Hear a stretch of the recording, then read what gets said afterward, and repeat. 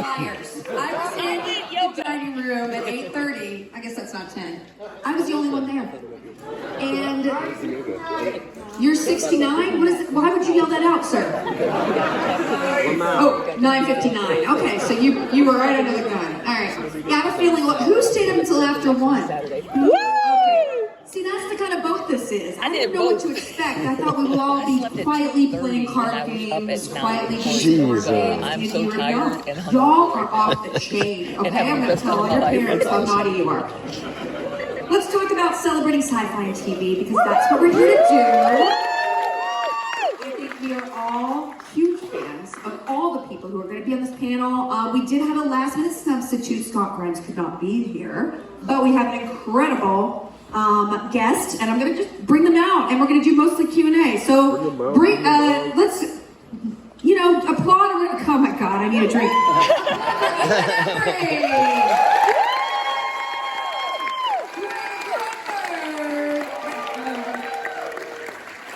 Johnson!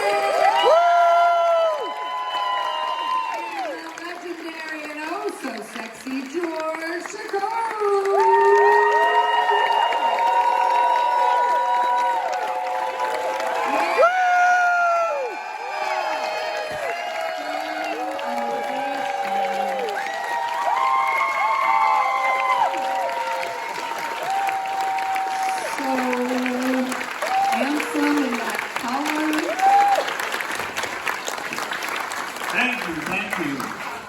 I love attention. You know that about you. Now, George, you said that your little scooter was off stage, but I know they took it away because you're just too dangerous, right? I heard there were a couple of injuries last night. What? Last night? Yeah, you were drunk. It's okay. You don't remember. Oh, I was asleep. Oh, okay. You shouldn't be driving that thing asleep. Okay, anyway. Yeah. I was sleeping because of all that drinking. Yeah, it's the best. It's Xanax or a bottle of vodka, let's be honest. That would explain the wheelies. I saw you wheelies and donuts. I was like, what is he doing? I can be a menace. Absolute minutes. Well, I'm so excited to talk to, literal legends here in the world of sci-fi. And musicians too. The three of these guys are going to be in a band tomorrow, Friday and Saturday. Please come and watch them. Action figures. Yeah, you've been doing this band for a long time, right? Yeah, it started, about 20 years ago with Hugh Laurie and I started the band, and then we brought in Jesse Spencer and Bob Guinea and like all these people, and Terry Hatcher and Jorge Garcia and everybody. And, everybody I've worked with over the years. I'm like, Amy Jo, you have your own music career. You have to join us. So she's joined us, and then it evolved to, like we did it for charity. Each one of us has a charity we represent. And mine is Talk About It. Our oldest son has epilepsy. And if you haven't gone to talkaboutit.org or talkaboutonvideo.com, please do. George is on there. Everybody's on there. Like, just encouraging people, whatever you're going through, talk about it. That's the first step. There should be no stigma attached to anything except the wheelies and the donuts that George is doing. Absolutely. But anyway, so we played for years and years for charity, raised over $6 million, and then now it's called the Action Figures. The Action Figures Band. So you rebranded? You rebranded? We rebranded. Yeah, you're the only one. It's like the Beach Boys, but it's just the one guy, right? Exactly. But the best guy. No, yeah, exactly. It's the thing. I play the drums, and the T-shirts, which we didn't bring on the show, but it says AF. And then there's a blank above it, so you can write whatever you want, AF. Oh, yeah. Which is super cool. And then on the back it says Action. Well, next year, everybody's going to come back and give them those T-shirts and do something really nasty there, like Butthole, okay? Butthole AF. That was my nickname in high school. I know. I can't believe it. And even you are a substitute for this, but you are definitely no stranger to the world of sci-fi. It's one of my favorite genres when working, because there's really no rules that apply to what you're doing, because everything is so extraordinary that your characters are going through. So you can justify going as wild or as subdued as you want. It's an incredible freedom as an artist. I think my favorite sci-fi television experience that I've had, I had the honor of being able to do the Forrest Whitaker Twilight Zone and also the Jordan Peele Twilight Zone. So I have to do one of both. Yeah, not the old one. I'm a child actor, but not that far. Yeah, not that child. You were like pre-embryo. You were the, Yeah. you're just like the egg. My egg is part of the Bible. But no, sci-fi and any of those hard genres, they're just, as an artist, it's You can do whatever you, yeah. It's freeing. It's very also, freeing. you can die and come back, because I know that. George, did you ever do Twilight Zone? Back in the day, the Twilight Zone, did you ever do it? I did do Twilight Zone, yes. What was your episode? Do you remember? The encounter with that actor named Neville Brand. Fantastic actor. Wow. Very dramatic. Wow. And, that's incredible. and the only Twilight Zone episode that was censored. It was aired once and never aired again. Wow. Why? Until Why? Yeah. the video came out. Because it was considered controversial. for the Twilight Zone even, because that was a controversial Yeah, it was very show. edgy. It was a controversial show, but the subject matter. I played a young Japanese American kid. I used to play kids then. I've increased my versatility. A young gardener who was working for this man, a veteran of the Second World War, Neville Brand. He made a career of playing a veteran of the Second World War. And his family wasn't there on this lazy Saturday afternoon. He was by himself and rummaging through his attic. And I show up, and he invites me up to the attic to have a beer with him. And we start drinking together, and the boing hits. He goes back to the time that he was on a Pacific island during the Second World War. And he has this treasured sword, samurai sword, that he took off this dead Japanese soldier. And I go into a boing. I see my father on a hilltop in Hawaii, signaling the Japanese planes. And so we both, get into a conflict, and he commits suicide with the sword, and I jump out of the attic, committing suicide by driving up. So it was a funny episode. Yeah, it was a comedy. Comedy episode. Oh yeah, a lot of laughs. Was that your first sci-fi role, George? Oh no, my career began with a sci-fi role, but just my voice. Really? What was it? It was a sci-fi film called Rodan, a Japanese monster film. Some of you saw it. Yeah, we have fans here. Well done for those days.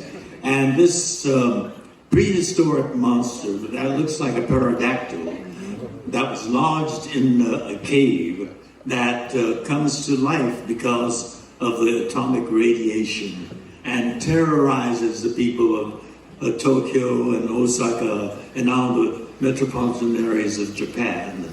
But it's all in Japanese, of course, because it was made for the Japanese audience.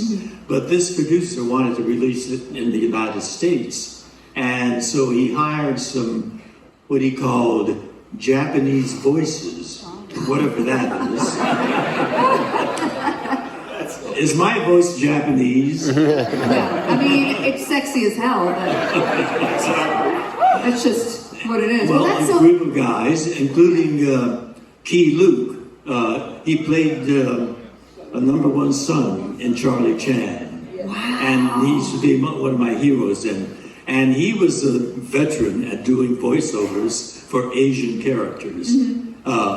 And at the end of it, he said, "George, you did well. I'm proud of you." To have Key Luke to tell me that on my first gig was really, I was floating on cloud nine. And what year was that? Do you remember the year? I do indeed. It was my first. I'm a ham. I've been acting at that time, but the first time I got paid for it at the classic MGM Studios in Culver City wow. with the lion logo there on top of the studio there.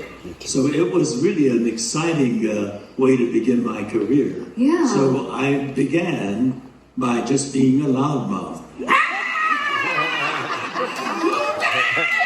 I mean, listen, in the sci-fi world especially, you're gonna... Does that sound Japanese? It totally has an accent. Amy, you definitely had some screams in your life, in your sci-fi resume. Can you talk a little bit about, is there a sense of freedom, like Ethan said, when you're in a sci-fi world that they have a little bit fewer rules? You could bring a little bit more of your twist on something because you're kind of inventing it with the writer, director. The funny thing is when I saw that I was in the sci-fi panel, I was like, have I done sci-fi? Yes. And I guess Power Rangers would be considered. Yes.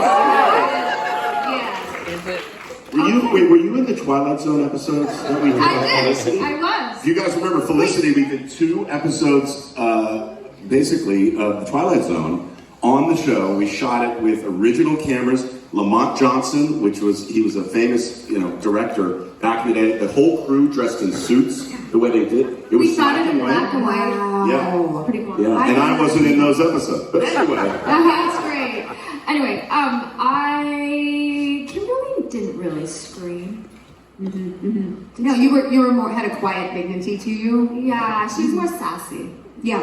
But you bring up a good point. Like, you can have Twilight Zone, you can have The Arrival, and you can have Power Rangers, and they all are grounded in their own reality in a way that makes them all believable and able to immerse yourself as a performer, but also as a audience member. How does it impact you as an actor to be in a world that's not our world? Do you feel like you have more freedom, or you just love it more as a person because you're a fan yourself? Yeah, well, Power Rangers was my first acting gig I ever got. Really? Yeah, I had arrived to Los Angeles, and I actually was there for 6 months, decided I wanted to move home, and I had taken this commercial workshop class, and the woman, Katie Wallens, called and said, come in and audition for this part. And so I was a gymnast, so that helped me get the role. And I got the part, and I had no idea what I was getting myself into. It was, as we just know.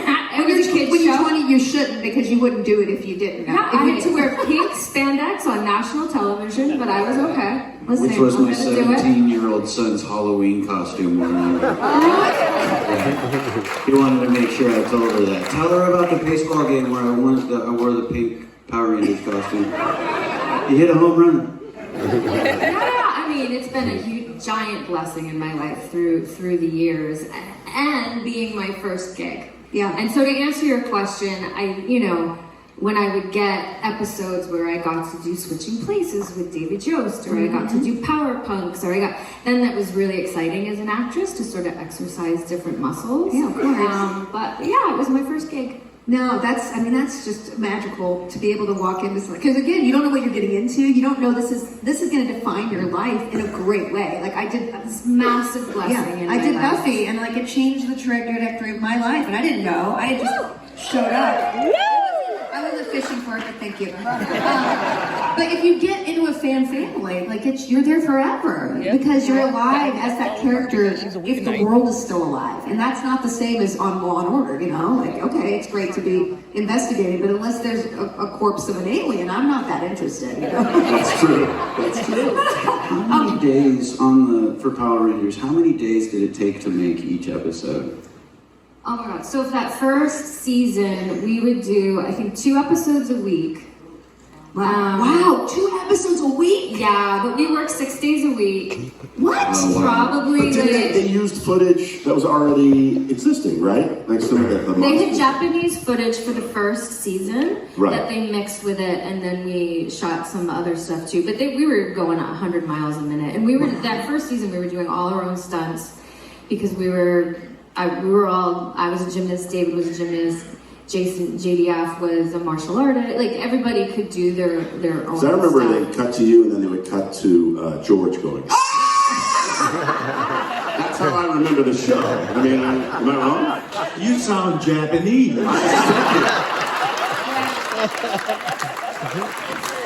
I learned from you on Heroes. Yeah, no, look at that. Okay, we're going to be doing Q&A, so everybody line up in the aisles with your question prepared. We do have an opportunity. We have two Star Trek alumni, correct? From two different sort of world. Can you guys speak to the world of Star Trek and what it's become? I mean, George, this has been such a transformation since you started and then all the new shows. How do you feel about the world of Trek? Well, the real catalyst, or the creator, the launching pad, was Gene Roddenberry. Yeah. It's amazing. Amazing. Extraordinary.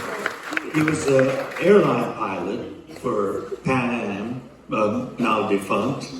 In fact, no one can recognize the name Pan Am anymore. No, we do. We do. I never flew Pan Am, but I saw it at the end of Park Avenue in New York all the time. That big, tall building was called the Pan Am building. Now it's MetLife. And so it was a great presence in New York. But why did I get off on Pan Am? Well, it was just talking about the Trek universe, and you're saying it all started with Gene Roddenberry. Yes. Gene was a really creative guy, but his dream was to be a television writer. And he came to Los Angeles.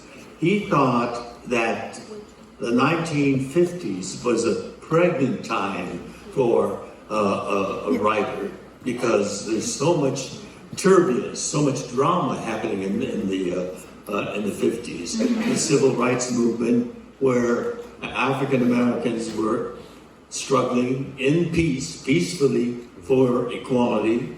There was a war going on in Southeast Asia, the Vietnam War, and that war split the nation in half.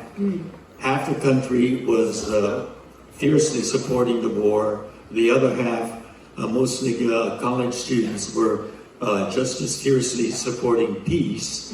And students peacefully advocating for peace were being assaulted by law enforcement officers and shooting at them. Yeah. One student, actually, Kent State, Yeah, in Kent State. got killed Yeah, I know. by a policeman.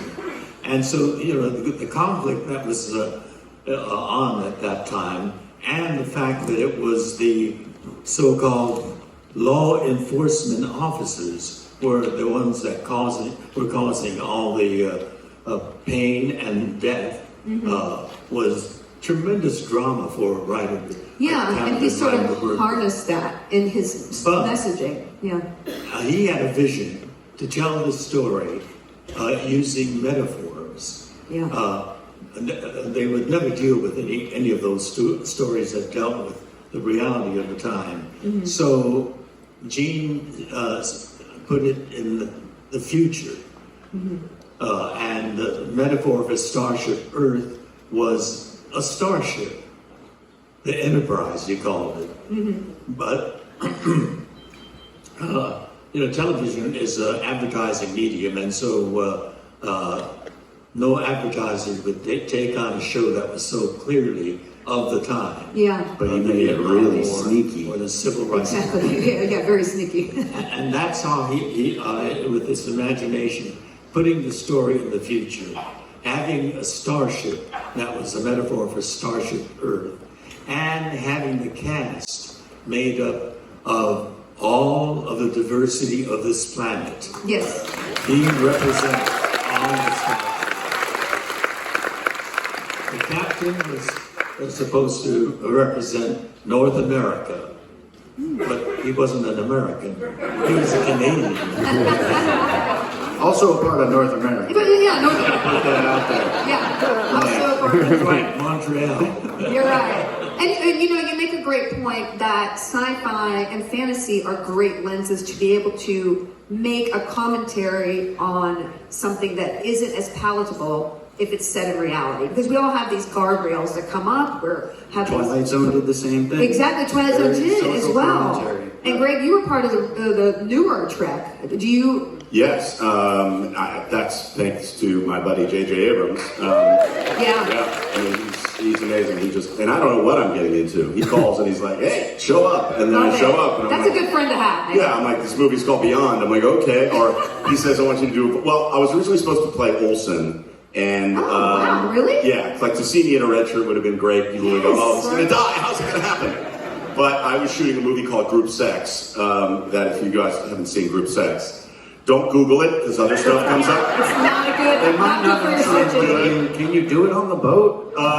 You can do anything on the boat. What happens on the boat stays on the boat. Exactly, that's another cruise, the Group Sex cruise. There are some. Yeah, no, but it's a comedy that I produced and co-wrote and started. And when you have a little movie, you don't have time for schedule. You can't change No, the you schedule. do not. So I had to say no, which is amazing because I would have dove down. That whole sequence is just amazing. Yeah. So JJ was like, "I want you to be Kirk's evil stepdad." So when you hear little, young Kirk driving the car, it's me going, "If you touch that car, I swear to God, that's me." So I started my career in the same way George did, yelling and doing voiceover. That's how the greats start, man. Yeah, but Screams. then in Beyond, because I had done that, I could be on screen, and so he gave me a great role in Beyond, and No, it's that amazing. was a lot of fun. No, it's yeah. amazing to be a part of it. I mean, it's literally my dream. If I could only do be really rich. And I think we owe a debt of gratitude to Lucille Ball. For starting yes, that. Lucille Ball. Magical, incredible person. Who literally invented TV and supported TV. Yeah, no, it's she's an underappreciated redhead. The best one. That's my brother. Speaking of a red shirt or a red outfit, which is not really a red shirt, let's start some Q&A over here. Hi. What's your name? Jackie. Hi, Jackie. Okay. What's your question? First of all, love everybody on the panel. You're all, not my childhood, you're my whole life. Like, I've been watching most of you my entire life. Yes. Love you all. I've been watching your hat the whole time. Favorite role and why? Ooh, what's your favorite role? Ooh, yeah. Probably apart like sci-fi. The other genre that I really love doing is horror. And there was a horror movie that I got to make called Devil's Candy, and we had a year of prep, so I was able to really. What? Yeah. Why a year of prep? Why would you need that? Because they just were trying to get the money together. It was a small budget, so I had a whole year to develop this character. So physically, completely change myself. Yeah, Devil's Candy. If you like horror movies. And I say if you have kids, it's great for parents. You don't want to show the kids Devil's Candy. It depends on your relationship with your child. But yeah, the Devil's Candy. Okay, great one. Greg? I don't have one. I really don't, because every time I get to work with legends, I get to work with people that I admire so much, and it's like I check a box. I'm about to work with Sam Jackson. I'm like, what? Are you kidding me? Yeah, and I cannot talk about it. So, Well, you just talked about it, Greg. isn't there some sort of a Star Trek thing we can remove everybody's memory? But I mean, I've had these experiences, but every time I get to work with JJ, I just have to say, Star Wars was just Oh my God. unbelievable. I forgot you were both those. You're the luckiest guy in the world. I am, trust me. I know. And one of the most handsome. Yeah. Okay, Amy Jo. I'm fighting seasickness right now. It is Oh, it is really listy.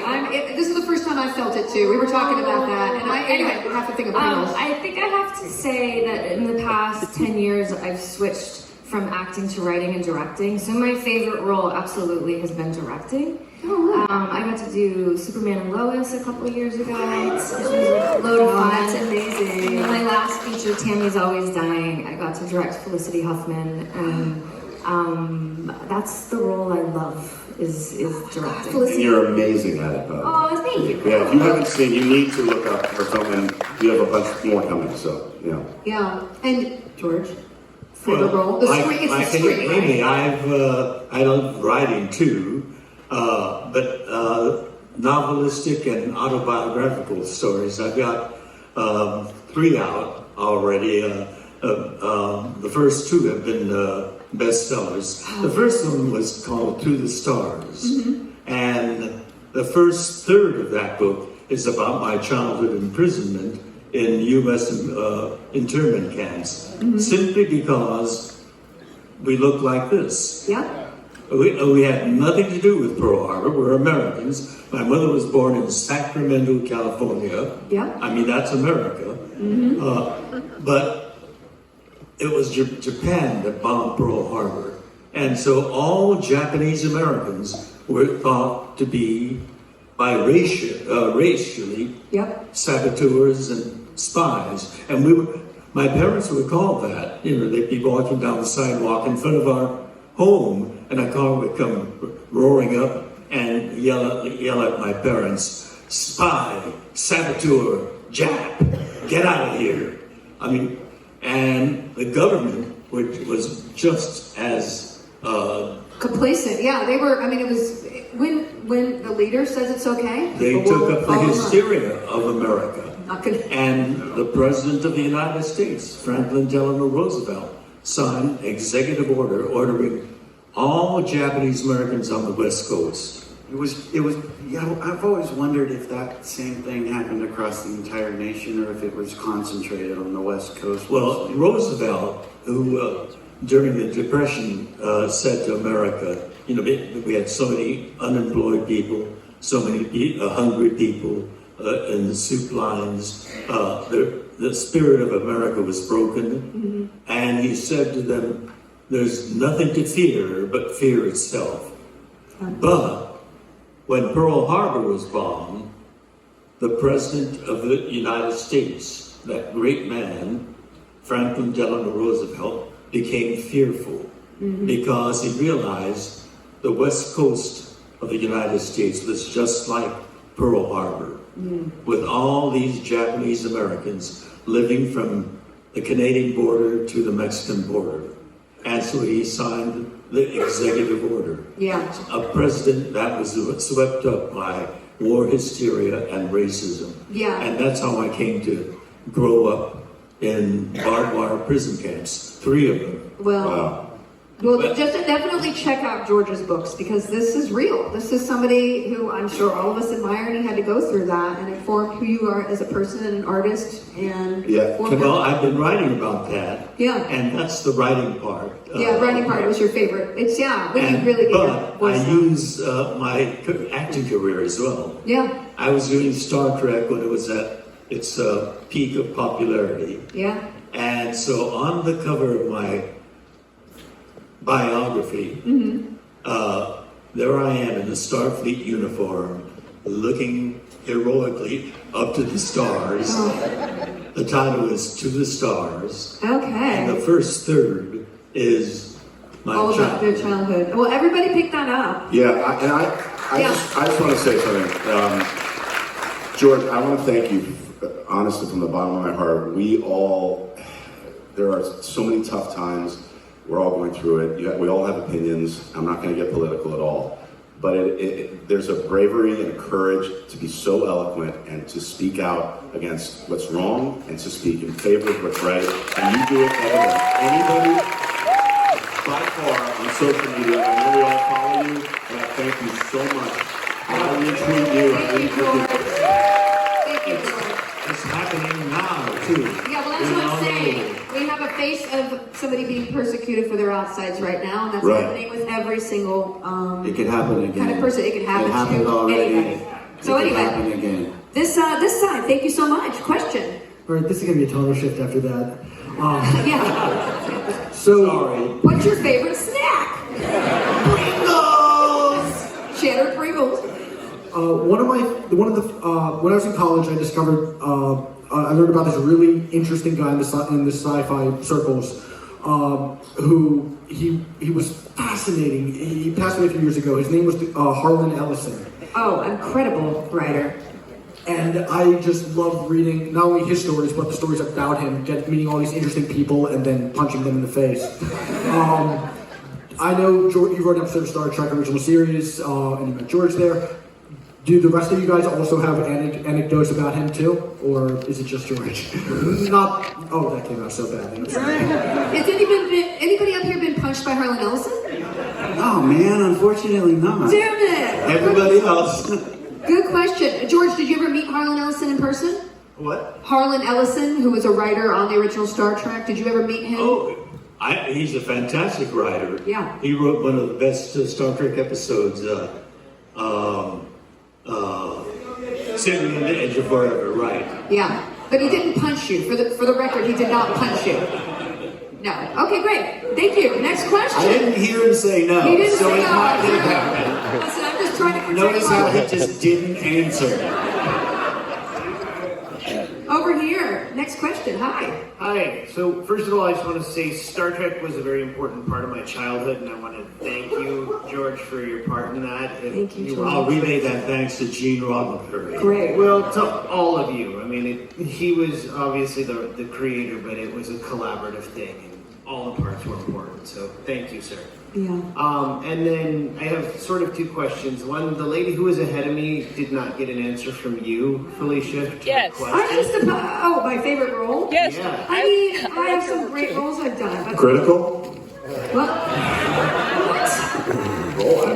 Oh my god. Cinnamon roll is mine. I didn't get to state mine. I really like a cardamom roll because I really loved going to Copenhagen. No, I mean, I love the Guild Roll Codex because I wrote it myself. Yes. And I only wrote it because I knew that I wanted to be part of fan families and I couldn't get a job, and so I wrote myself my own hero.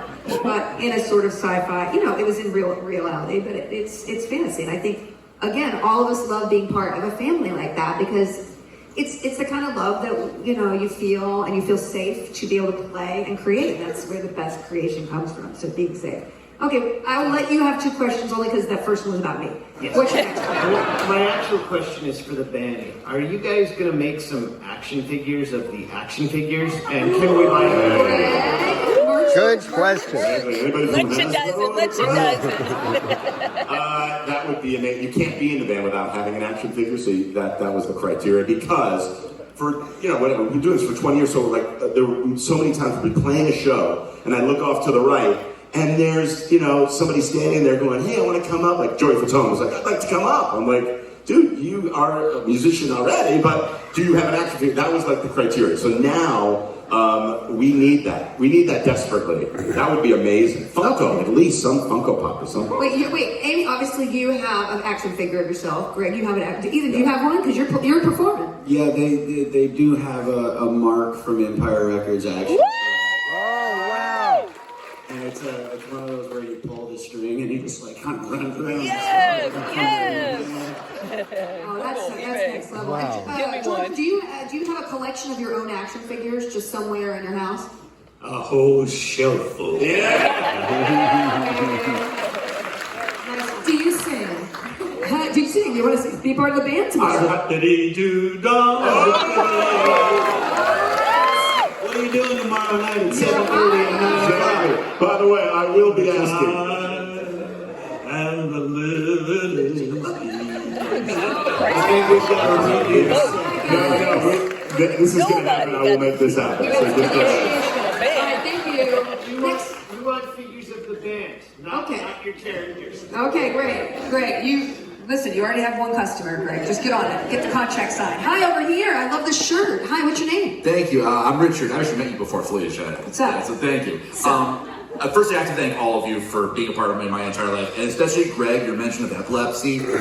Someone very, very close to me deals with epilepsy, so I really, really appreciate that.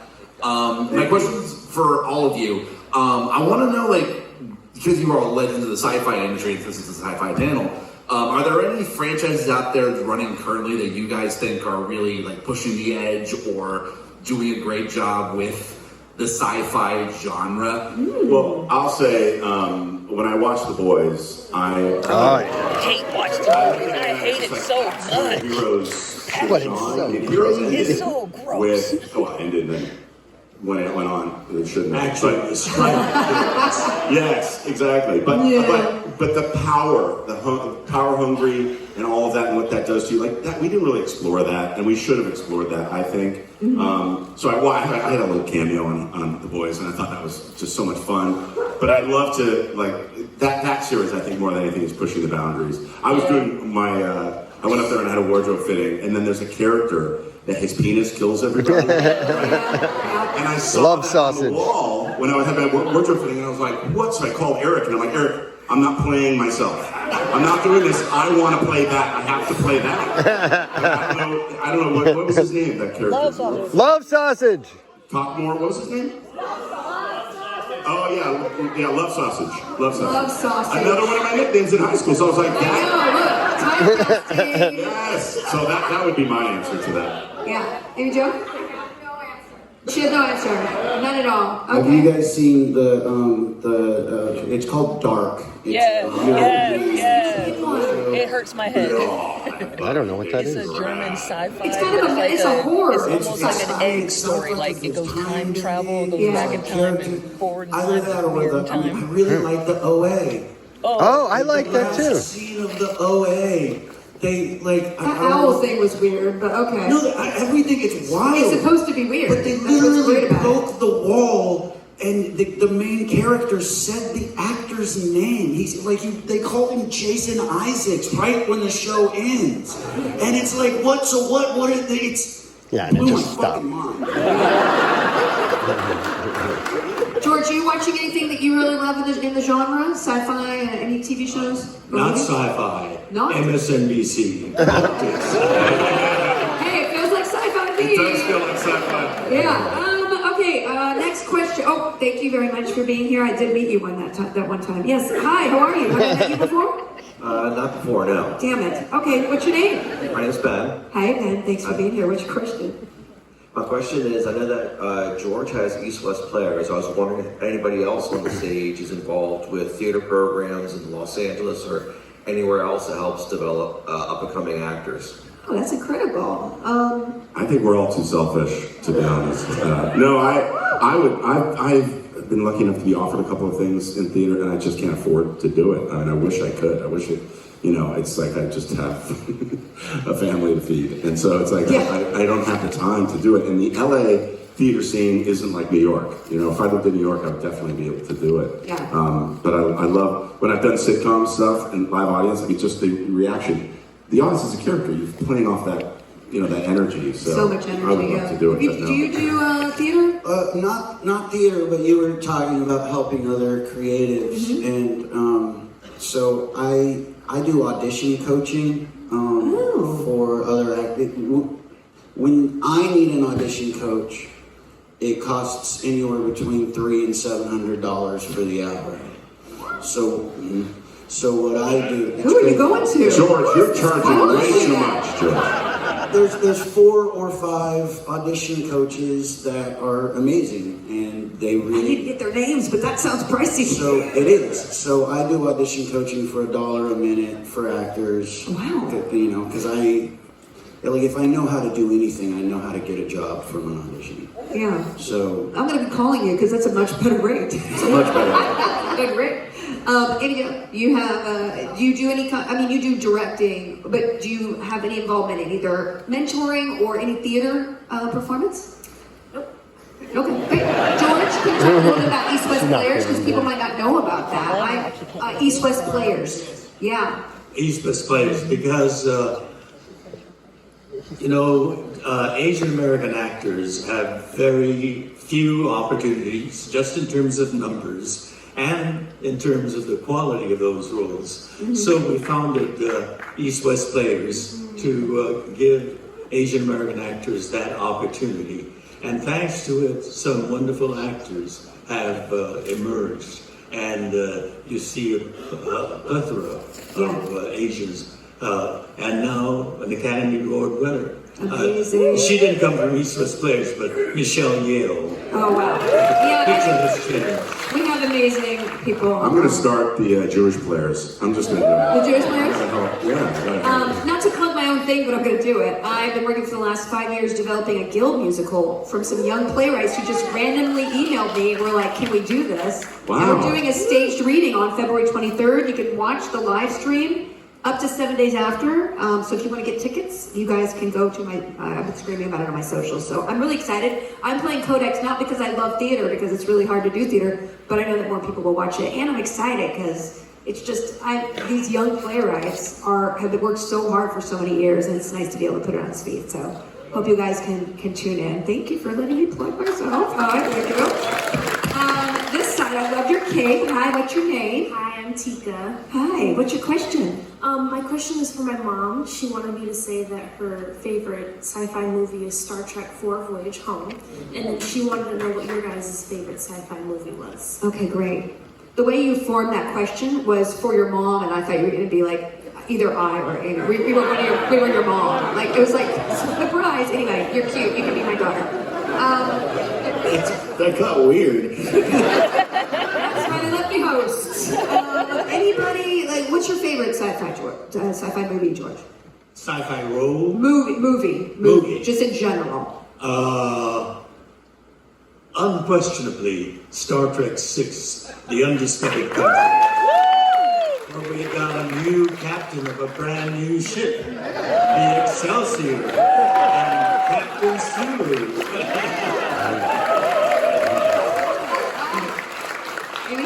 I'm gonna pick, what was the Star Trek movie that ended with the dolphins?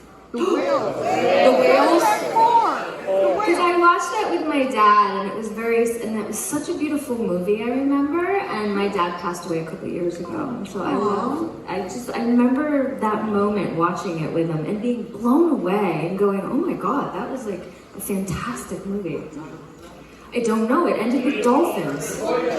Voyage Home, yes. Yeah, it blew my mind. I remember watching that too, and I got so hysterical because whales were in peril. I literally am not kidding you. I cannot see any whales to this day on a TV show, or I start crying. And it's because of that movie. It's a little trauma, but also a gift. I'm going to say Big Ass Spider.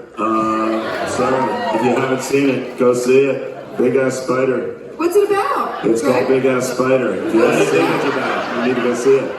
What's it about, though? Well, it's about this big ass spider. Is that David Arquette? No, that was a horrible movie. This is called Big Ass Spider. If you haven't seen it, you should go see it. See the Big Ass Spider. Yep. No, it's a movie that I starred and I produced, and I'm just so proud of it. And it's something that people come up to me all the time. And every time someone mentions that, and Felicia, like going back, those are just 2 times that we're so lucky in what we get to do. But when we all come together, like Sam Jones and I were talking about this, like it's like summer camp. Like when you're on a set and you can just grab, like, hey, we're losing light, everybody chips in and everybody helps. I didn't know you produced so much. I had no idea. I'm doing documentaries. Do you guys see the Pete Rose documentary on HBO? That was mine. No Pete Rose fans? Oh well. No, I've been producing for a while. But that movie, I brought in cast, I helped with the script and stuff. It was just such a collaborative effort, and it's such a fun movie. Has anybody seen Big Ass Spider? Yeah, it's really Big Ass fun. Spider, listen, next year, screening. Yeah, we could do that. We could do it this year. I know. Somebody call somebody. I can do it on my phone, whatever you guys do. That's exactly the way you should do it. Ethan, favorite sci-fi movie? Does Dark Knight apply into the sci-fi? Oh, yeah. Yes, it does. I remember watching that and just being blown away. Wow. Like, I think that actually opened up a new expectation for films. Just brilliant movie. Do you feel like I love the more serious, edgy, sort of elevated, sci-fi, especially, Apple does a lot of sort of glossy element, but I kind of miss the just, Stargate of it all, they're cheaper budgets, they're more episodes, they're just, some characters you want to see every week. That clearly the budget is very low on every episode, but they're just having a good time. Where is that? We don't have that anymore, Big right? Ass Spider. Big Ass Spider. There we go. Big Ass Spider, still the boy. Yes, exactly. I've done a bunch of those. I love those. I did a movie called End of the World on Sci-Fi. It was unbelievable. But not on so much TV. fun. Yeah, there's a lot of movies, but less TV. Yeah, that's true. The TV has become so bloated, big that it's you can. Was it Roger Corman? What, Roger Corman? Yeah, we need another Yes. Roger Corman. That's true. Yeah, we need another Who's going to Corman. be the next Corman? It's gonna be Right this here. guy right Right here. here. Big Ass Spider 2. Come over here. Over here. Question. We've got maybe 3 more questions. 3, 4 more Oh, questions. you're welcome. Okay. I have a question for George, but first, Felicia, I want to give you recommendations because you said you like cardamom rolls. I do love cardamom rolls. There's a place in LA. Fabrique? Were you talking about Fabrique? No, I was talking about, there's a place called the Lodge Bread and Bakery or something. I know the Lodges. Yeah, they have a cardamom knot. They have Unbelievable. Oh my God, it's the greatest thing I've ever had. Oh, it's got little chunks of like big sugar on yes, sugar on top. Oh my, I'm going there. Where is it right now? I know It's in Woodland Hills. I live in Woodland Hills. No, there's a Lodge Bakery in Culver City though, right? I'm in Tarzana. Tarzana. So you guys go to the same Lodge Bread? Well, you can also, you can order it on like Uber Eats or wherever. It's the greatest thing ever. And their cinnamon rolls are the size of my head. Yeah, they're this big. You can do pan dulce, it's great. Okay, thank you for the tip. And Jerusalem bagels. I mean, we could go on. They have, Please go on. When you do go, you can use my parking spot. It says my name right on it. Okay, your name is on there, right up front? I've been there so many times. I love that. He's also producing it. They got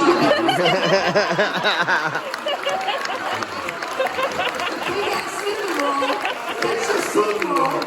That's your sequel. You can conduct all your trips there. Exactly.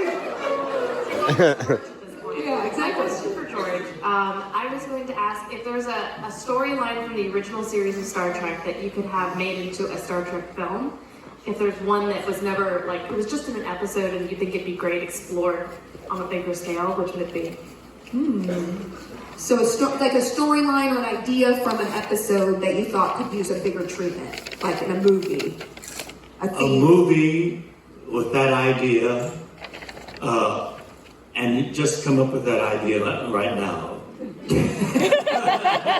Cardamom roll. You don't have to make it up, one that you already did, one that was... What? An episode from the original series that could expand into a feature. Yes. Oh. Thank you, Greg. What episode? You know, it's been so long ago, and my mind has become very evaporating. Do you have one? Do you have one that you think? I mean, this is an interesting question. Okay, so you can't even answer it, so... There's so many! I know, There you that's go. the problem. Here's the answer. What is your... One he liked. Yeah, what's your favorite episode? You don't even know that? There's so many. I know, it's true. It's too hard, right? Yeah. You get put on the spot. Actually, not too many. Only 74. I love That's true. Trouble. That's I do really after love the 3 Trouble with seasons. Troubles. Okay, the Promo Triple. The Triple. I would love to see them made like modern, like sci-fi, like if you did would be a like horror CGI movie. Tribbles. Okay, so vote for It would be a CGI horror. Tribbles. A lot of people, I had a Tribble when I was a kid, and you press the top of it. It was so scratched. Well, okay. I had a Tribble, and then I also had a Star Wars blanket, and it was so scratchy. I think it was made out of fiberglass. There was probably no regulation there, but I loved them so much. The Tribble was creepy. Anyway, it vibrated. Hi, question over here. I'm curious, what fandoms are you a part of, or you don't have to have necessarily been in a show or a movie, but what's something that you just really like for you that's really fun? Oh, okay, great. George, do you have any fandom that you kind of admire from afar or are a part of that's not Star Trek? Other than Rachel Maddow. A show that I've admired from afar that I would like to see made into a film. Is that what the question was? No, just something you love. Yeah, something you love. Anything you love. Well, I said MSNBC. Yeah. Lawrence O'Brien. Mm-hmm. Yeah. You're an MSNBC stan, basically. Yes, I am. You're part of the fan club. You do some fanfic there. Like, oh, what if Rachel were on the deck? Rachel's wonderful too, yes. Yeah, baby. Anyway, Amy. I think for me, I have a 16-year-old, and we loved watching Gilmore Girls. I think we saw the entire thing 5 times, and then we went through Grey's Anatomy. Yeah. For the last couple of seasons. Actually, during COVID, we got a little bored. But before that, we watched them all died and I like lost interest. maybe 3 times. Wow. Yeah, no, Those were our shows. We also loved Supergirl too. Isn't it funny? I have an 8-year-old, and like does any of you like have a kid and you experienced a fandom you didn't experience growing up? Like we're watching Avatar: The Last Airbender, and like sit down and watch this because it's so good. But I didn't, I was Well, too old to. I have to say, we because of the fires in LA, we had a family staying with us, and they had little kids. And so I was like, we had movie night every night, for 2 weeks. And so I put on Chitty Chitty Bang Bang. It's my favorite movie of all time. So good. It's so good. Chitty Chitty Bang Bang. So happy. And so they hadn't seen it. So to watch it through their eyes again, and also it's the only movie that on streaming, or if you have a DVD or whatever, but streaming, it has an intermission. Like movies don't, they used to have intermissions. So the music comes on and there's a picture of Chitty. It's like, okay, go take a poop. You have time to go to the bathroom, get a snack. I mean, it just sits on. It's like the overture plays, and it's just awesome. So good. I just started. My kids ate, and a friend of mine showed her kid Holy Grail. And fast forwarded through the nunnery thing, and then I was showing her some clips online, and seeing her laugh to the Black Knight sketch was literally the best thing in my life. Exactly. It did, yeah. It's so good. Back to the question: do you have a fandom that you admire that you haven't been a part of? Well, the Batman, just the whole Batman universe, Batman. And I grew up with Matt Reeves. He's one of my closest friends. It was Matt and JJ. So like to see what Matt has done is just to me, so good, he's just so brilliant. Yeah. And if you guys watching The Penguin? Oh my God! But Dark Knight. I mean, it's like that whole thing. Yeah. I admire it so much, and I really would love to be a part. You're just like that's how I'm with Star Trek. I'm like, just put me in a suit. It's so funny. Ethan, any special fandom that you like? For me, it's the people that always make me, when I see them like out in public, musicians. Like if I see a person that was connected to a song that is attached emotionally to my life, like I can't contain myself. Is there somebody you've met where you're just like, yeah, a few, and it's like I bumped into David Grohl once, and yeah, that's like cool. he was Christmas shopping with his kid, and I was like, I gotta go up, and I was like, excuse me, Mr. Grohl, you shaped my whole life. You were a part of, and he's like, oh, hey, you're so sweet, and his daughter was like 16, and she's like, Dad, Empire Records. Oh, that's so cool. Like, what is she talking about? Oh, that's so cool. You got cred. For her, not for him. But that is one of the coolest things about what we do, is like that you'll meet somebody that you cannot, and you can't believe that they know who you are. I know. He had no idea. Just his daughter. But even I admire the military so much. People that put your life on the line, and they watch our shows. Like when they're on buses and they're in, they're stationed somewhere. They watch things, and then they tell me, "Oh, Heroes really got me through." Like we watch stuff. It means so much. It does mean so idea. much. We're just goofing off, doing Felicity. But that's what we do. Yeah, the fact that us, having fun on set translates to some meeting to somebody else. It's just incredible. Okay, we only have time for a couple more. Did I go on this side? This is it. Yeah. Oh, you cut off this. What? Why is this so uneven? Okay, we're gonna try to rush through you guys. You go first. Oh my God. Hi. I wanted to know what your favorite place that you've traveled to is. Love it. Okay, we'll start here. Ethan. Africa. Oh, Africa. Okay. Where in Africa did you go? The southern part of Africa. I did a movie called A Far Off Place back in the 90s, and we did the whole southern, Zimbabwe, and then maybe to South Africa. Just incredible. Incredible. It's the best way to travel to with a set. I just have to say, Lodge Bakery. It's just incredible. Yeah, now, when we shoot Star Wars, shooting in Pinewood and being in London and then going over to Paris and having my family come over, like that to me, that I'll never forget that time. It's a dream. It's an absolute dream. Like walking on the set and and no cameras, and I'm like, whatever. And so I've got my phone out. I'm like, of course you do. Yeah, and then JJ kicked me out. Totally. That's what I said. I'm like, talk to JJ. Yeah, talk to JJ. My family visited, and we're on the ship, and we're doing the whole thing. And then after we get back in the car, security's unbelievable. And we get back in the car, and my son shows me, and he's like, "Look what I stole." And I'm like, "What?" And my son Ben, stole Chewie's seatbelt.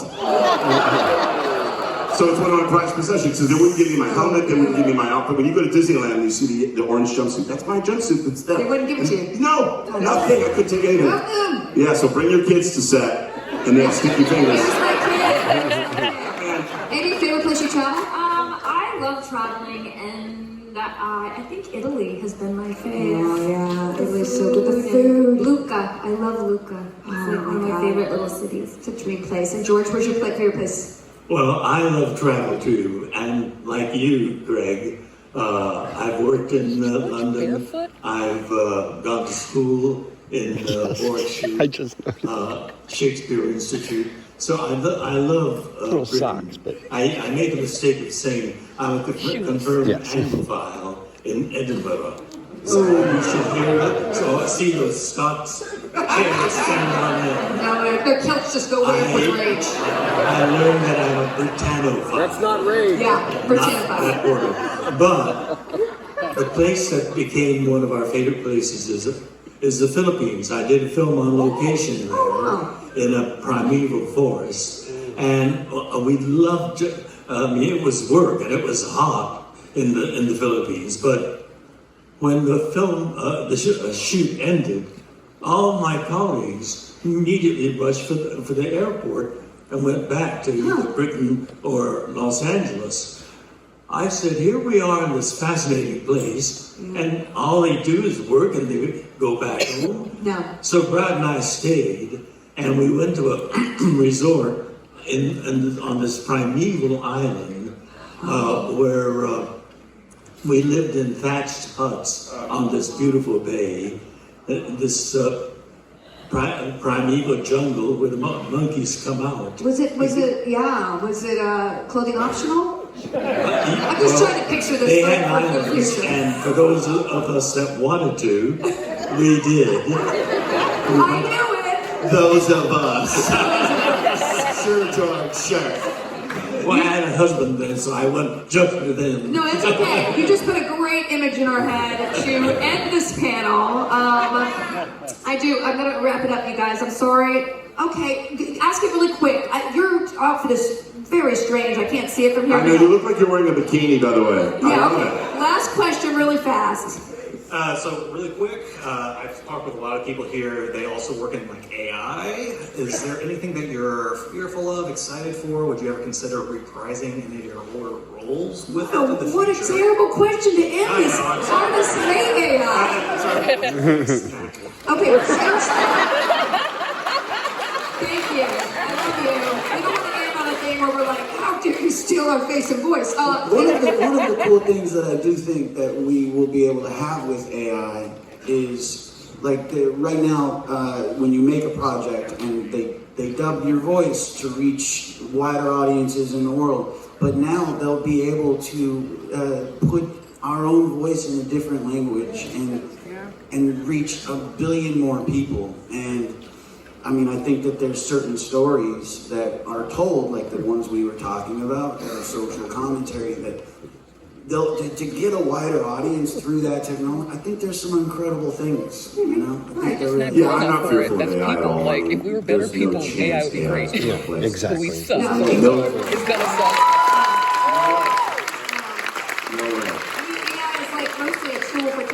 To save money, but they're going to realize that you can't churn the part. Exactly. You know what I'm saying? And one more thing I just want to say is big ass spider. Any George, favorite snack or any AI commentary you want to close out with? We've heard the upside, but there is a downside that is really chilling.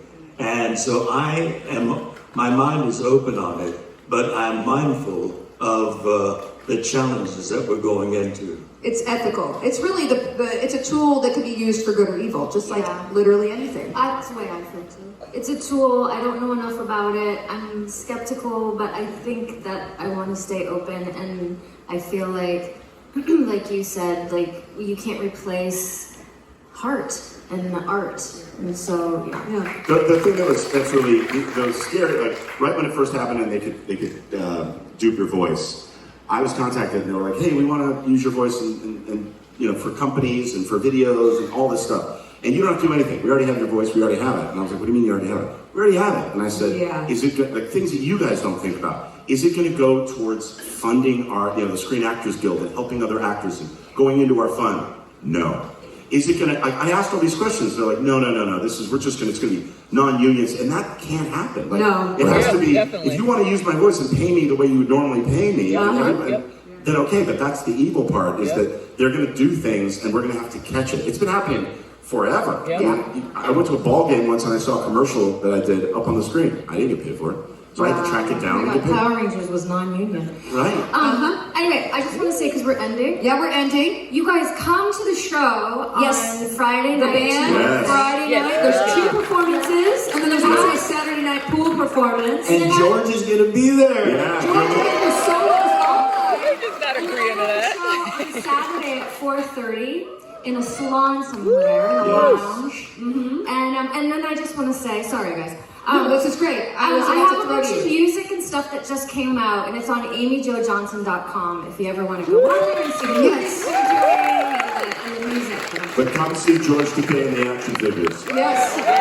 Get his books. Come watch the band. And Ethan, anything you want to shout out for anybody before we end? No, they said it all. Thank you guys so much. Thank you.